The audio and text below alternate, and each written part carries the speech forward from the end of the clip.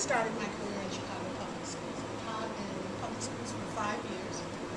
And when my children were born, I decided to take some time off, and did take about 8 years off.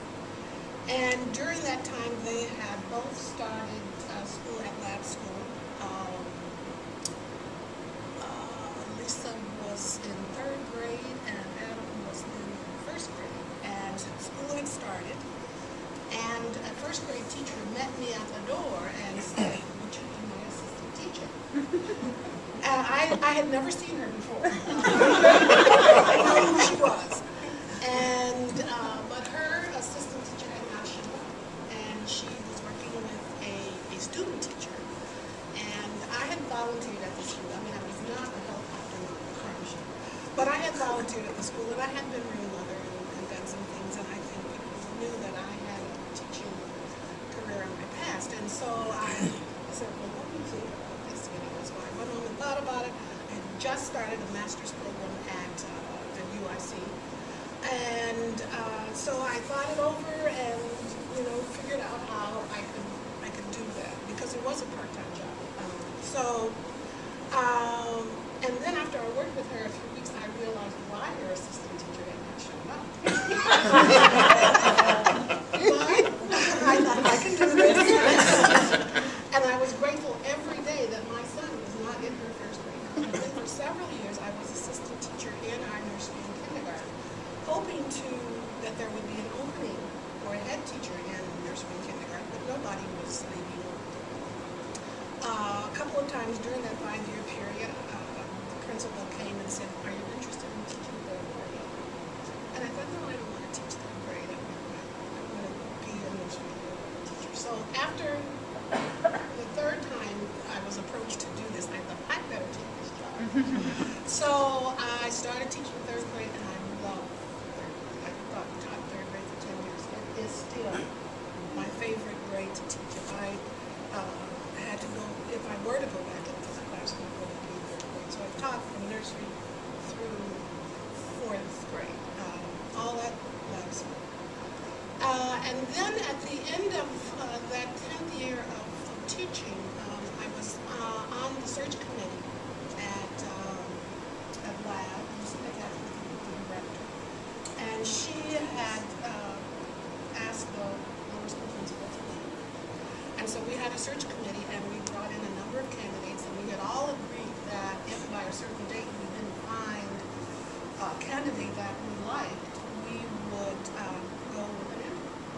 So we were sitting there in May, and there was, I remember this very clearly, there was about 6 of us sitting around the table about 4 o'clock or 5 o'clock with Lucinda. And we were thinking, well, we haven't found a candidate, we shouldn't still continue to look, we should open up the search again next year and go with an interim. And so Lucinda looked at me, and I still remember her face. Would you do this? And I promise you, I was totally shocked. I was stunned. It had never, ever been part of my career plan to think about being in the administration of the school. I mean, it's not that I had anything against administrators in schools. It hadn't been my career plan. And so other people, seemed to like the idea, and I was still against that one. And so she said, well, just stay after the meeting. She sent everybody else away. And so we sat there, and we talked about it a little bit, and I said, well, let me think about it. And so after a couple of days, I said, I really don't want to do this. I have a very good job. I like what I do, and I don't think I have the qualifications, is what I said, to be the lower school principal.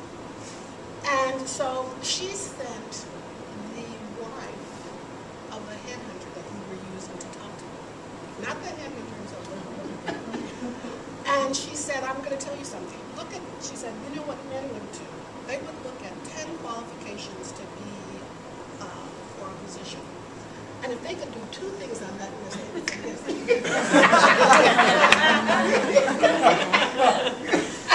And she said, now look at how many things on this list you can do. She said, you can do this.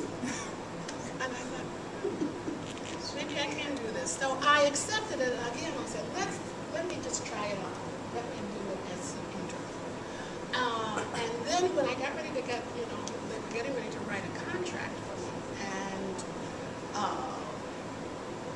so she said, think about what you want in your contract. I said, okay, so I went home and talked to my husband because he knows a little bit about contracts. Yeah, speak up just a little. Oh, I'm sorry. He knows a little bit about contracts, so I had never needed a lawyer in all the years of my marriage until that point. So I said, okay, what should I ask for in this contract? And he said, well, you can ask for anything in the contract as long as it's legal and as long as both parties agree to it. He said, what do you really want in this contract? And I said, I want to be able to go back to my classroom if I don't like this job.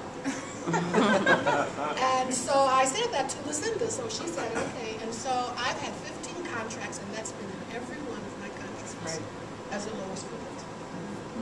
That phrase. And so I always knew that I could go back to doing what I felt very comfortable with, what I liked a lot.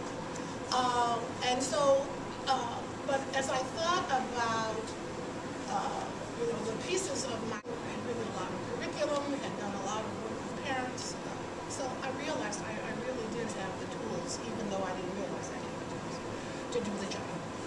And so then, I think it was 2002, and so many things came together that year. I mean, and again, I used to say to Lucinda, this is another fine mess you've gotten me into.